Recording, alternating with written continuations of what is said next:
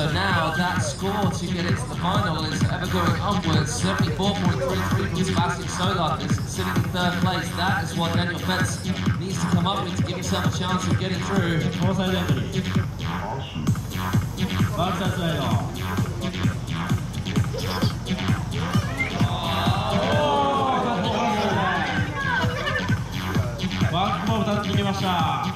So I think Fetzy was thinking he could squeeze a trick in before that rail.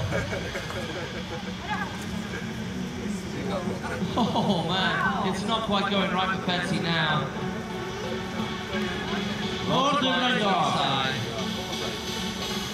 Line judge going outside. Now a backside maneuver over Matchley, maybe the backside 7. Oh, that did not come together at all for Fetzy that time round. He did put it all on the line, trying to pack in the maneuvers.